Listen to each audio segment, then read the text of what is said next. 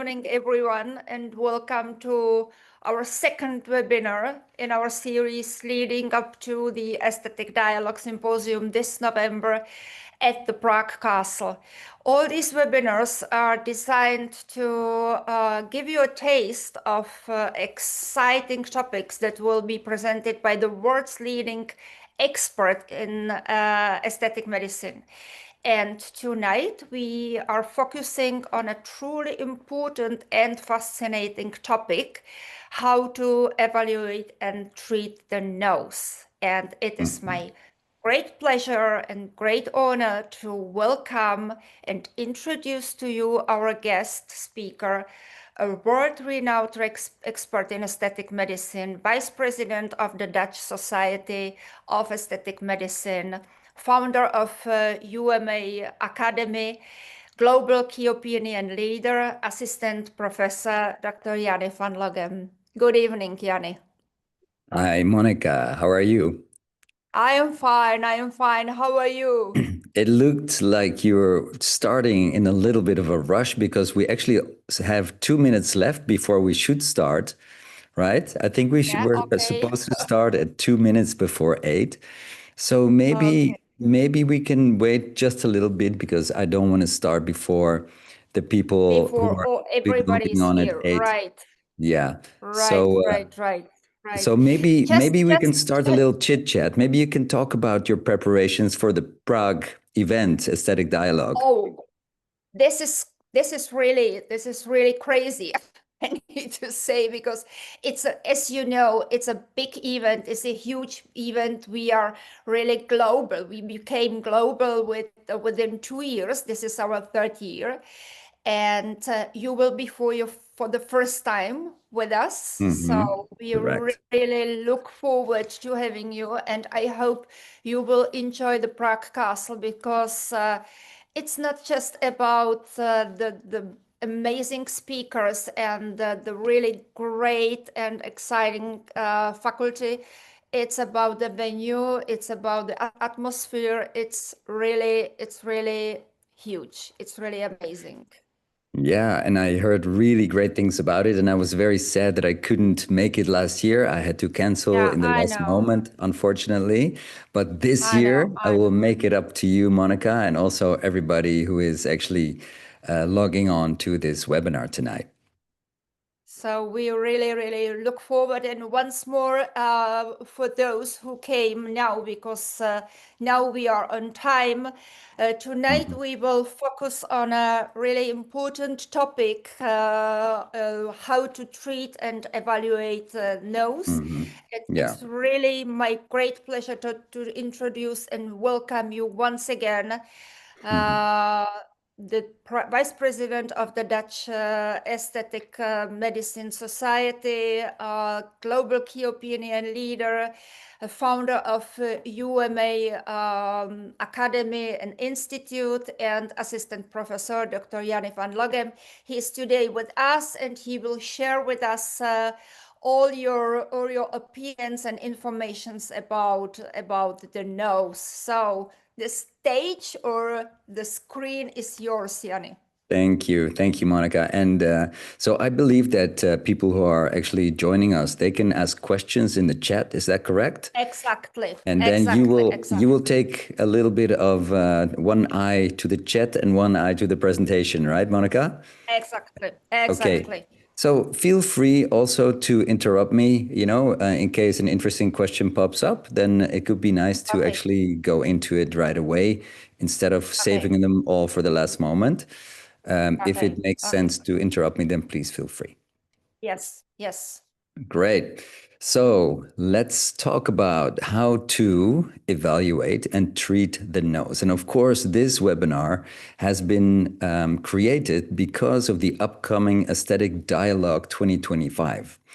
And I'm sure, Monica, that you are going to be presenting a little bit more details about how people can register for this amazing event, of which I am very proudly part of the scientific committee. And we put the program together with a group of international key opinion leaders. But actually, to be honest, most of the work has been done by you, Monica, which is really amazing. Thank you so much for that. It's an amazing Thank program. you So so I'm sure much. that you're going to Thank be you. I very, yeah, appreciate. Thank you. of course. So this, if you talk about the nose, it is a very high risk area, right? So I would like to slowly introduce into the story into that area. But let me start by introducing me. Probably some of you have already heard me because I love to present and I love to talk about especially facial filler treatments. I'm a medical doctor. I have my PhD in the field of aesthetic medicine. And my dissertation topic was optimizing safety during facial filler treatments in aesthetic medicine. And so the nose is becoming very, very important for me. I'm also a medical biologist, so I have two master's degrees. And so a Master of Science degree in medical biology, which is focusing more on the science behind all the products that we use in our clinics, etc. In the weekends, I sometimes play in clubs as a DJ, and I am registered as an aesthetic physician, KNMG, in the Netherlands. This means that I'm officially registered as a medical specialist because in the Netherlands, aesthetic medicine is an officially recognized medical specialty. And because of this is very special, and we spoke about it lately in Kuala Lumpur when we were on the conference. And I think it's really great that you have the specialty of aesthetic physician or medicine, yeah. medicine. It's Mm-hmm. so important. Yeah, and I think we are just only the first country because a lot of countries want to get this official medical specialty. And actually, when we were in Kuala Lumpur, I was talking to one of the ministers from the government who also expressed their wish to also create something like that in Malaysia. And I know that in Poland, they're very far, and there's many more countries who are also working. It's a very political process that takes time. Yeah. And somehow in the Netherlands, we managed to have that as one of the first countries. Yeah. And so based on my PhD, I now serve as a assistant professor at the University of Amsterdam, helping other doctors to get their PhD in the field of aesthetics and regenerative aesthetics. All right, so these are my Instagram tags. This is my personal one, Dr. Jani van Lochem. And this is my professional one, uma.academy. And Uma Academy is an academy from which we organize. It's not just me. We have about 36 faculty members at Uma Academy, international speakers who are our faculty, and we organize courses and a lot of training, educational content. So these are some of the books that I've published. Actually, these are the ebooks.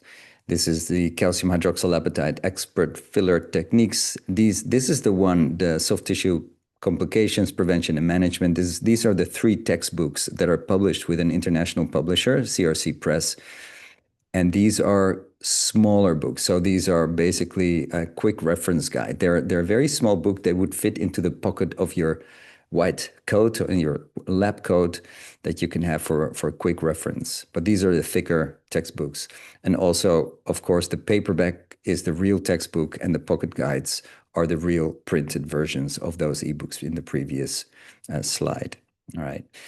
So in the complications book, we focus on avoiding complications, of course, but then also management complications. And the interesting thing, we go to hyaluronic acid, calcium hydroxylapatite, and PLLA complication management, and we focus on not on the diagnosis, but actually on the clinical presentation of the complications, right? And then we give a lot of algorithms on how to treat those complications. And during aesthetic dialogue, we're going to really put a lot of effort and a lot of attention to complication management, because I think it's on the second day, right, Monica? We're going to give a lot of in-depth presentation, and we're also going to share a lot of algorithms for example, the latest algorithms for vascular occlusion, for not only hyaluronic acid but also for calcium hydroxylapatite as well as PLLA. Okay. All right. Anything you want to add, Monica? Just one question. Are you still on your first slide, or did you show your books? Because we are just... You don't have my slides? Oh, I see. Now this is it. Exactly. Okay. Exactly. Okay. Do you see this slide as well? Yeah. Yes, yes, yes. We didn't see it. Yeah. You didn't see it. Okay. Okay. All Yeah, right. amazing. Amazing. So these are some of the books that we published. And Okay.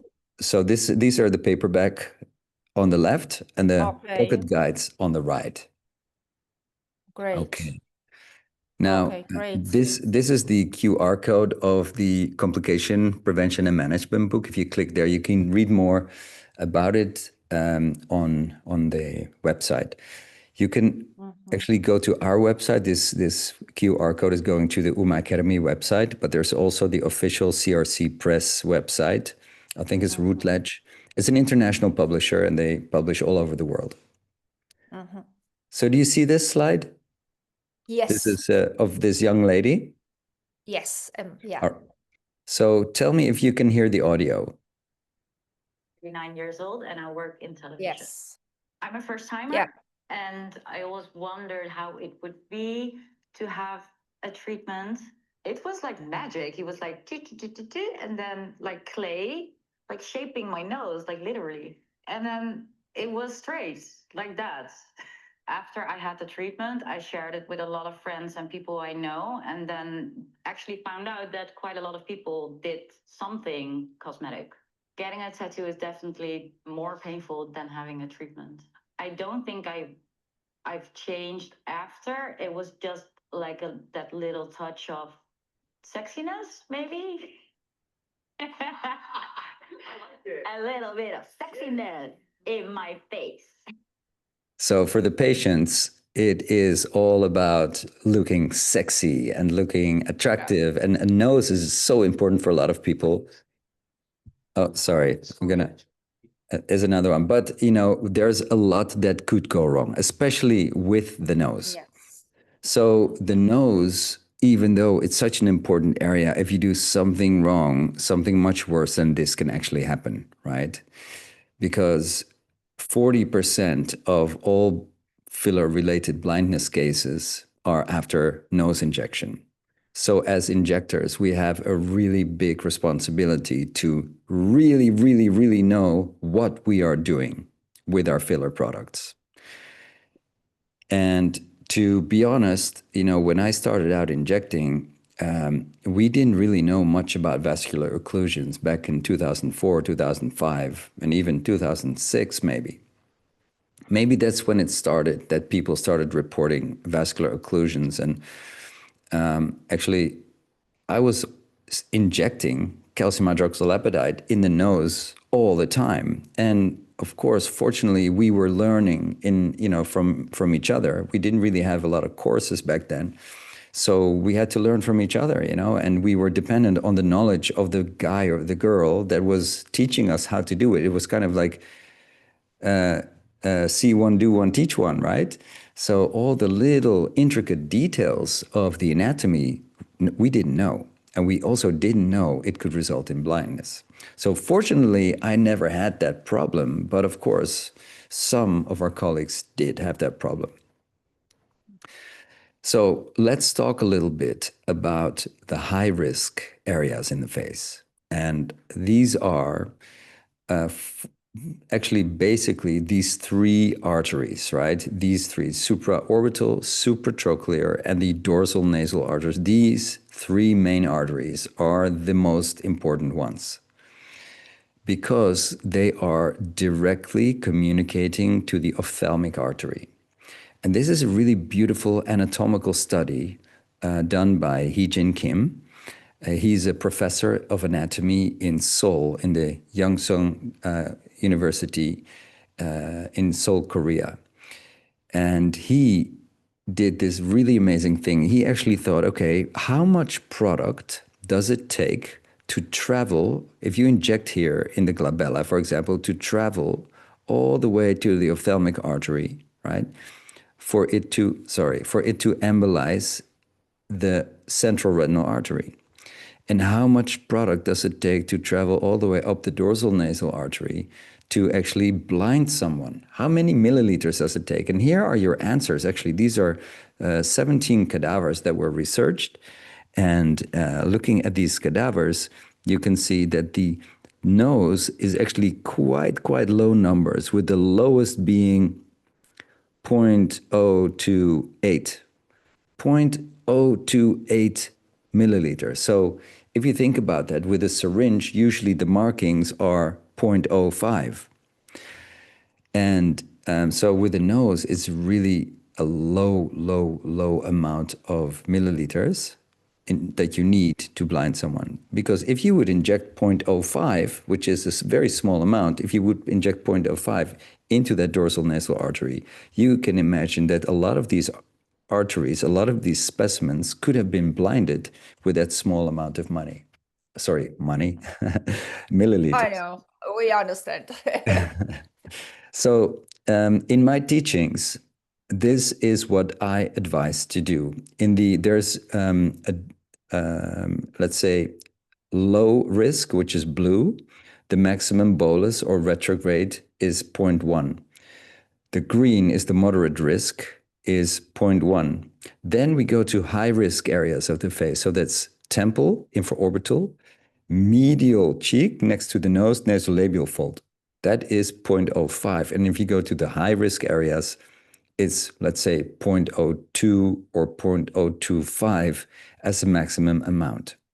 And so per retrograde or per bolus, I never inject more than 0.025 in the forehead, the glabella, or the nose. Yeah. That so is I really, will now interrupt you with a yeah, question, yeah. which is in connection with this preventive protocol. The nose is a high risk area for vascular compromise. What are your protocols for prevention? So this is one of them, right? Absolutely. This is the most important one because if you inject so little that the amount of filler cannot reach the retina, then you have the best preventative measure. And of course, there's more. I've published also on this. So one of the things is if you can use a cannula, then a cannula enters less easy into a vessel than a needle. On the other hand, the dorsal nasal arteries are parallel to the cannula direction. But I'll get a little bit more into detail now, and I'll highlight when I'll answer your questions, because the direction of the artery is one of them, but then also the arterial depth. So if you talk about the nose, right, which is like one of the highest risk indications in the face, then the anatomy is like the rest of the face. There is 5 basic anatomical layers, right? Layer number 1 is the skin. Layer number 2 is a superficial fat. Layer number 3 is a SMAS. Layer number 4 is a deep fat. And layer number 5 is the periosteum, right? So in the nose, all these layers are represented. And also during aesthetic dialogue, we're going to highlight the anatomy very much. There's really an excellent cadaver course in the pre-conference day. And I think it's one day, right? With Lee Walker. Yeah, it's one day in 13th, but not Yeah. only that, not only the cadaver itself, but during the whole Congress, the system or the idea is really to give the big perspective of anatomy, of ultrasound, of live treatments, of the comments of the moderator or expert. So during the Congress, all the participants will see on the big screen at the Spanish Hall, not Yeah. only, for example, the live treatment, but at the same time, the cadaveric dissections of the respective area. So Exactly. anatomy is really very important for all of us, and is one of the principle of the strategy of aesthetic dialogue. And that is why I fit so well in the scientific committee, because I totally agree with the fact that the anatomy is the basis for everything. And this, of course, is something that we have to know. We have to know, I call it our enemies, right? So this is our enemy. This is the dorsal nasal artery. We have one on the left and we have one on the right, and it's usually subcutaneous, right? So if it's subcutaneous, then the most logical place, depth for our cannula or our needle is on the periosteum, right? Actually in layer number 4, because the artery is in layer 2, then there's SMAS below that, and then underneath that is the ideal depth for your instrument. But of course, unfortunately, it's not a guarantee that you're not going to be in a vessel, because there is a high a high risk of variability. There's anatomic variation, and especially in the arteries, there's a lot of anatomic variation. So the arteries could actually loop through the SMAS, go actually a little bit to layer 4 and then come up again. And it's actually supposed to be just lateral to the midline, but there's also little branches going over the midline in different areas. And sometimes also the dorsal nasal artery makes a loop into the midline, right? And then there's another preventative measure. If you use a cannula, right? First of all, okay, you go to the anatomical layer where you don't expect to find the artery, right? And second, try and find a direction not parallel but perpendicular to the artery, because it is much easier to get a cannula in the artery when the artery is parallel to the cannula. Try that. If you come to a static dialogue and you follow that cadaver course, you will be dissecting also. So there's, for example, the superficial temporal artery. You can find it easily. Take the artery between your fingers, try to get the cannula in, and you will find it's actually shockingly easy to penetrate the artery with your cannula. But actually, it is easier if you have the cannula and the artery parallel to each other.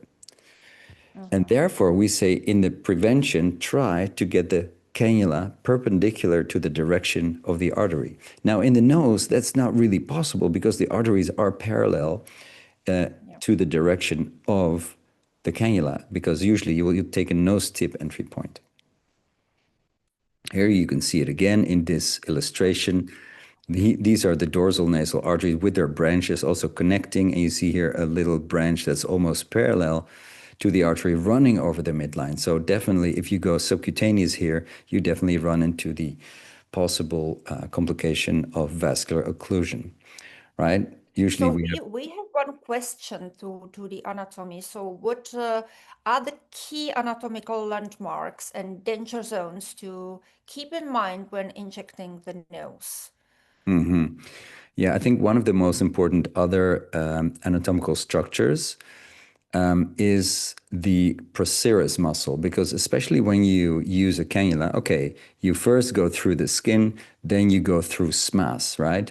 Then you are in layer number 4, you're on the perichondrium over here at the nose tip, in layer 4, you advance your cannula over the perichondrium, then you get to the periosteum of the nasal bone. If you want to stay in layer number 4, you actually have to go through the procerus muscle, because the procerus muscle is attached to the nasal bone over here, right? So if you don't put enough force, you start to end up in layer number 2 in the nasion area. Also, there's a dorsal hump. Over here you can see there's between 1 and 2, there's the dorsal hump. That could also be a reason to take a secondary entry point, not in the nose tip, but also at the dorsal hump, in order to go to the glabella area, or the nasofrontal angle, as it's called. So there's a nasofrontal angle, that's angle number 1. The supratip angle is angle number 2, and there is angle number 3, which is the nasolabial angle. And these can all be improved. Okay. So now I'm going to share with you something new. This is a syringe of calcium hydroxylapatite, and I inject about half of it into 10 milliliters of saline. And over here, I remove the excess air, but actually right now, I know that it's not really necessary anymore. You can just mix it. I'm mixing it quite quickly, and then I let it sediment for a while, right?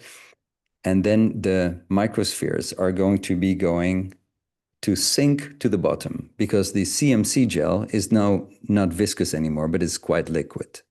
So you see here that the calcium hydroxylapatite particles are actually falling down with gravity to the bottom, to the plunger of the syringe. So now I express all the diluted CMC gel, and the only thing remaining in the syringe is the calcium hydroxylapatite particles. So now I have actually removed the CMC gel, and I can take the particles only and put them back into the original calcium hydroxylapatite product. Was it plus lidocaine or? This was, I think it was plus, yes. Usually I take with plus because then it's less painful on injection. Yeah. Yeah. And then you can inject it. So what I've done is I hyper concentrated the calcium hydroxylapatite. Another possibility is to take calcium hydroxylapatite. This is actually a different KH product. It looks like it. It's also 1.5 ml syringe, but there's actually just a little bit higher calcium concentration in there, in calcium hydroxylapatite. But the same thing. So you can take the saline, and again I take 10 cc's, and I mix the 10 cc's through that. I think in this case, I took 0.5 mLs. And on the left, you can see you can put it into, Luraloc 1 ml syringes, or you can transfer that into the BD syringe, right? So over here, I'm mixing it together with saline. So this is extremely hyper diluted. And then again, you can let it sit for about 5 to 10 minutes.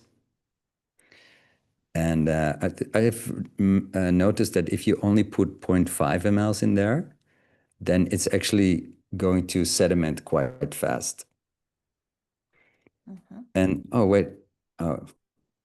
actually, the movie did not finish completely yet. It doesn't matter because you see here the syringe. This is a hyaluronic acid product with a very high elasticity. This is the XXL. XXL, yes. Yeah, XXL. So you can mix those calcium hydroxylapatite microspheres with the XXL. So you have extremely high elasticity product, and you add that regenerative product through there, right? And then what I've noticed, will mix it and use it as a hybrid like product. Exactly, use it as a hybrid, yeah. And then you can use either needle or a cannula technique to inject that product onto the periosteum, right? So with a cannula, of course, I use always 0.025 or less. Subsmass, I use 25 gauge or thicker, sometimes 22. And I make sure I don't use any force, right? One of the most dangerous things in the nose is to actually push and to kind of like go through it. So the only time you want to pass a resistance is to go through the smas, just after going through the skin. And then you'd use a very gentle, I like to call it the rotation, the pencil rolling technique to advance your cannula past the resistances, right? So with the needle, you can use an insulin syringe. You also inject in the midline small aliquots. But with the insulin syringe, the nice thing about the insulin syringe is that you can inject even smaller amounts very precisely because the markings are every 0.01. So this is an example. Can I just ask you, cannula versus needle, when do you prefer one over the other? To be honest, I am really a cannula guy. I use cannulas whenever I can, wherever I can. But in case of the nose, I noticed that I have been using needles more and more. And now actually, this is my instrument of choice when injecting in the nose. And as you can see, this is the instrument that I prefer to use, which is the insulin syringe. Yeah.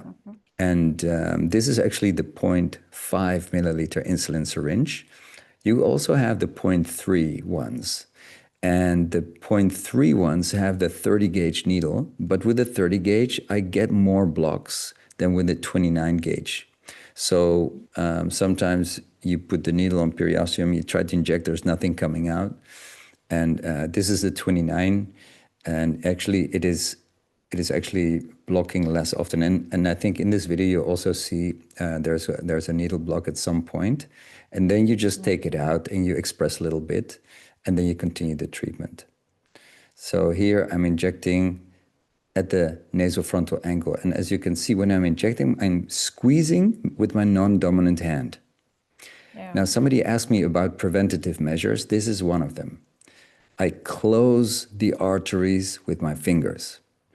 So if the needle tip would be intravascular, then at least I block the product from going into the orbit. The flow, yes. So that is another very important preventative measure in order to optimize safety during this high risk treatment indication. And as you can see, it's a tiny, tiny, tiny amounts, you know, so every time it's like 0.01 or even less. I think the markings are 0.01, but some of these syringes have also the 0.005 markings. And then, you know, it's just a matter of putting multiple little drops. And just take your time, you know, with the nose, you're never going to be in a hurry. You always want to take your time. So this is the cannula technique. So first go through skin, then lift up, pop through SMAS, now through SMAS. After this, no more force, right? So I very gently advance. So you see, I hold the syringe actually between two fingers almost, right? I gently advance. Then I have to go through procerus muscle to stay on layer number 4. And when I'm there, I squeeze the nasion to close the dorsal nasal artery and inject 0.025 in a retrograde. I re-advance 0.025. And then, you know, a little bit below the dorsal hump in the supratip angle, I also inject 0.025. And so, you know, depending on how much that nose needs, you continue, and then you can nicely mold it. So there is another question. What is your approach to hyaluronidase use in this area? My approach to hyaluronidase. Okay. I would recommend using hyaluronidase, especially sometimes it's necessary after needle injection, after hyaluronic acid injection, with a product with, let's say, a lower G prime. Then sometimes the product can migrate laterally. And that I have seen mostly with cannula use, because you have to realize that now I'm using a cannula, right? And I'm injecting everything in layer number 4. But if you use a needle coming from above, so like what I did with this gentleman, so the needle is coming from above, then the needle goes to periosteum, you start to inject, right? But there's a little tunnel that you create with that needle. And so some of the product is going to go back through SMAS, through layer number 4, maybe even into the skin. So it's kind of tiny pillars that are possibly being created. And that pillar actually reassures a reduced risk of migration. Now, with cannula use, actually with a product like this, with a very high G prime, you don't really see a lot of migrations. But if you use a softer hyaluronic acid product, then of course you can have that avatar effect, right? So that broad nose and the filler is not projecting forward, but is actually going lateral to the nose. And that of course should be treated with hyaluronidase. Is that, you think, answering the question? I think it's amazing. Another question, how or where do you choose your entry point on the columella? Yeah, right. So how and where on the columella? Actually, the entry point that I just showed was on the nose tip. Maybe just below the nose tip, because sometimes with the cannula, you also want to do a little bit of nose tip, right? And so then you can't have your entry point exactly on the tip itself. Wait. So here, you can see this is just below the nose tip.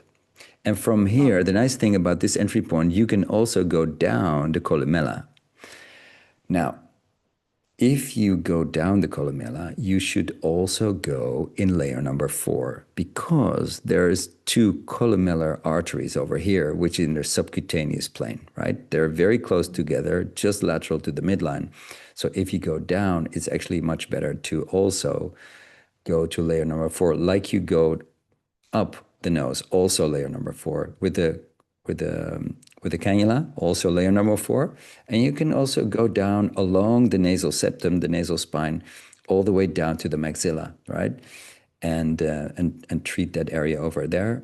And the same also goes with a needle. So in the next patient, I'm injecting with a very high elasticity hyaluronic acid, and I will show you how I usually approach my patients with a needle technique. So over here you can see I'm asking her to open her mouth so I can pull up her nose, right?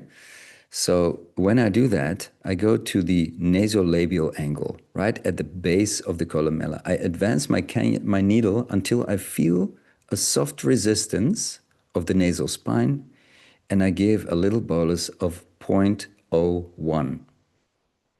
So just a tiny amount, 0.01, and I go with the same puncture place, reposition the needle tip, 0.01 and 0.01. So basically 3 little boluses of 0.01.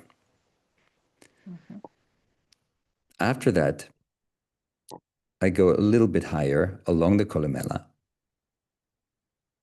and then another, and I have to feel for that resistance of the nasal spine, that cartilage feeling, right? So it's a bit softer than periosteum, and you can feel it's a little bit more flimsy than bone, basically. And then another 3 little boluses of 0.01.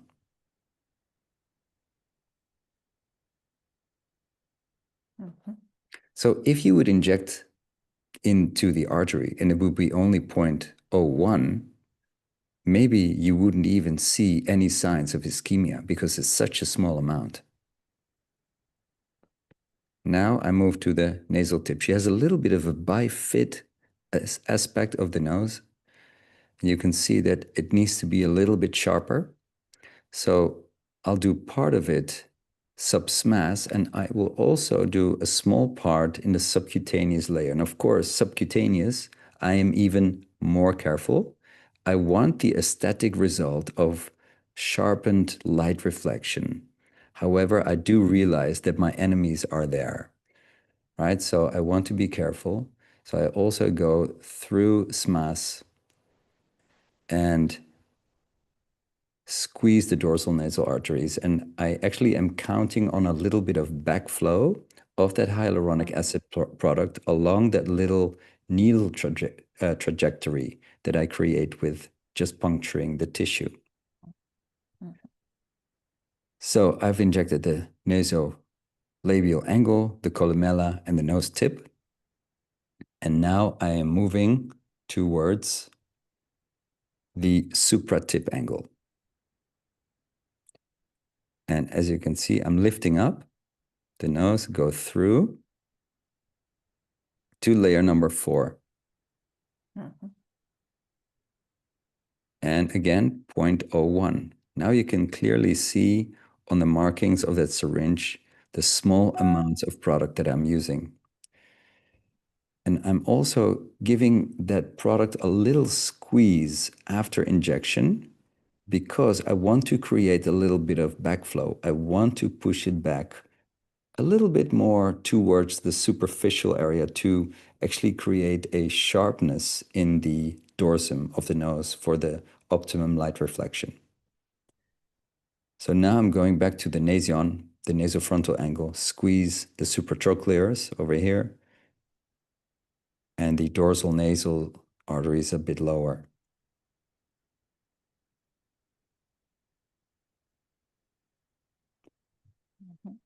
So there is a question, what types of filler rheology do you consider most suitable for nasal treatments? So with this you show us it's like Well, I think any filler with about like 500 pascals of elasticity measured at 1 hertz, that would be like good enough, right? This one is this one is something like that. I think it's about 500 something pascals in elasticity, elastic modulus G prime.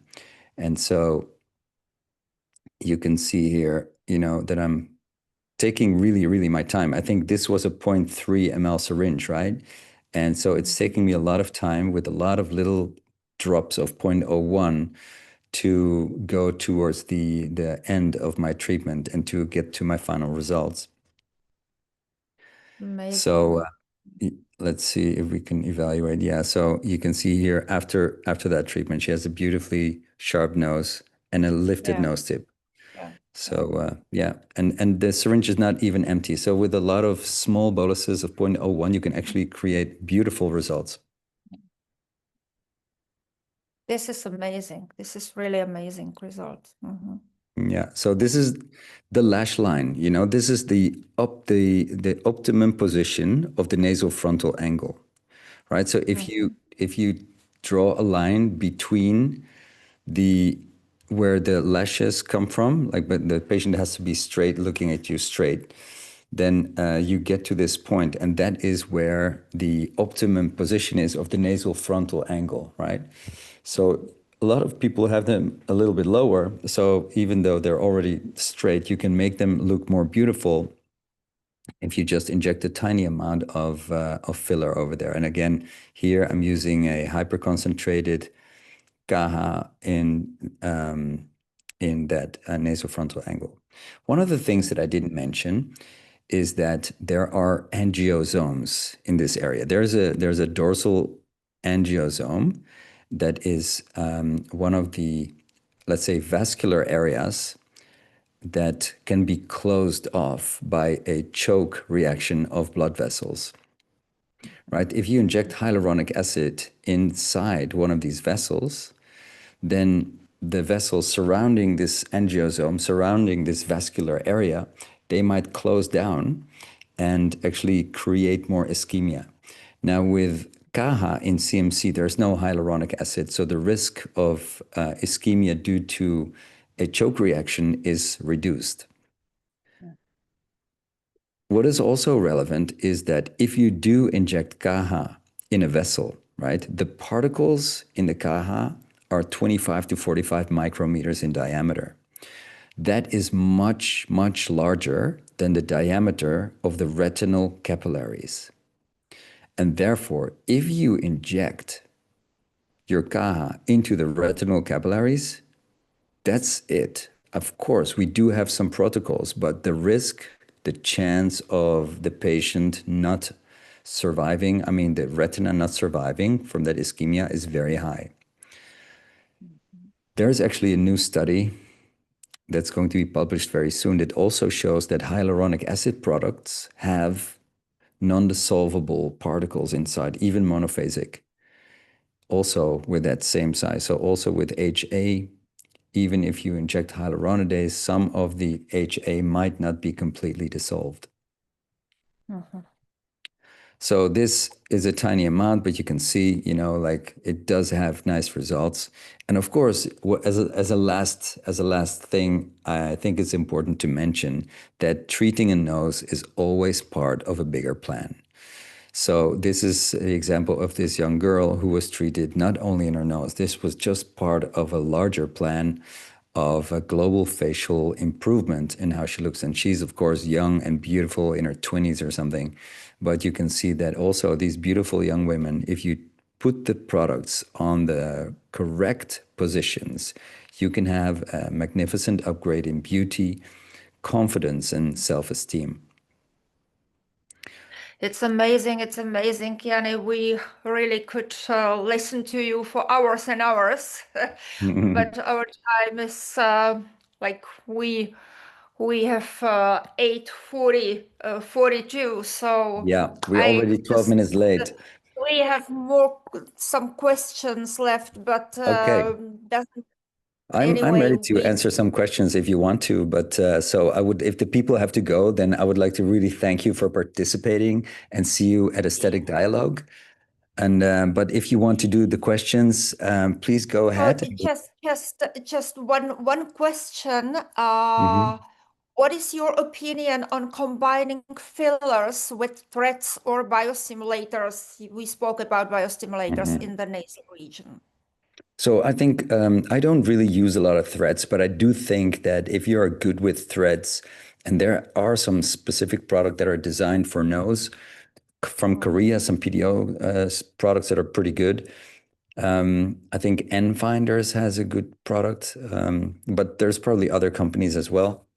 And the nice thing about threads for nose augmentation is that you don't have that risk of blinding your patient, right? Yeah. So that is a really, really good reason to use threads. It's also, of course, for just for a few specific type of noses, maybe, the not really the dorsal hump type of noses, but more like the saddle noses.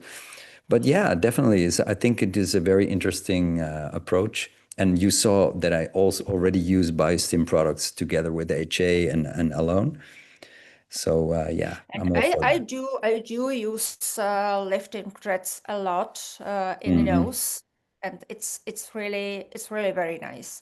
Right. But there is an indication for it. Not every single nose you can treat with the threads. Exactly. So you really need to assess the right like nose for this treatment. There And is you also another have to be, question. yeah, okay, go Yeah, ahead. sorry. Can you share the study about HA not being totally dissolvable? It's not yet published, but keep Okay. an eye out on my Instagram, and I will definitely share it with you as soon as it's out. Actually, if there's more questions, we can also do that on Instagram, right? So we can do like on stories or Okay. something. We can, if you want to, stop because of the end of the webinar, what we can do is the people who have sent in the questions, we can write them down, and we can do kind of like an Yes, Instagram this is Q&A. amazing idea because I would like to invite all of you to our next talk with you, Janne, and Dr. Lee Walker on October the 8th, I think, at 8 p.m. And we will like present the highlights of the upcoming symposium, and we also can speak about your topic about the nose, and maybe answer some questions. What do you Perfect. think? Yeah, that Yeah. sounds good. So if you Okay. have some questions, maybe you can find me on Instagram. Then you can also send them to me, or send them to Monica, or send them to Aesthetic Dialogue. Anyway, we will make them Exactly. into a discussion online, and so more people can benefit from you guys asking good questions.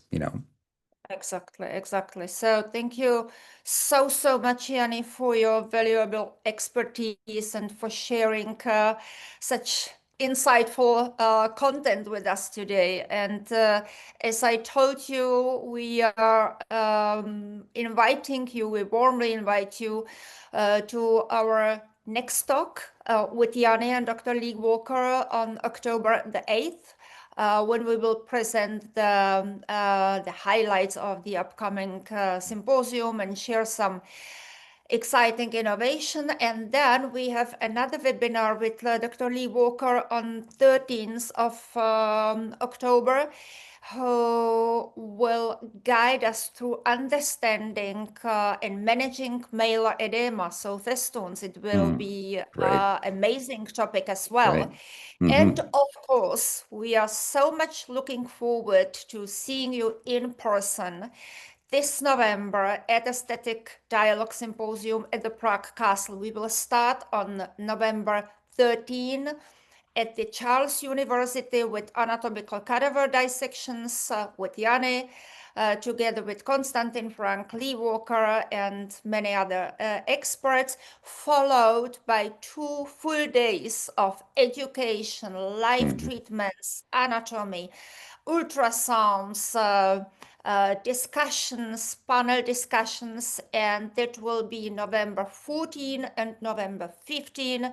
And it all will be dedicated to the latest in aesthetic medicine. So with this, I really want to thank you for coming, for joining us. Thank you so much for Yanni being with us, and see you at the Prague Castle, but before that, October Online. the 8th.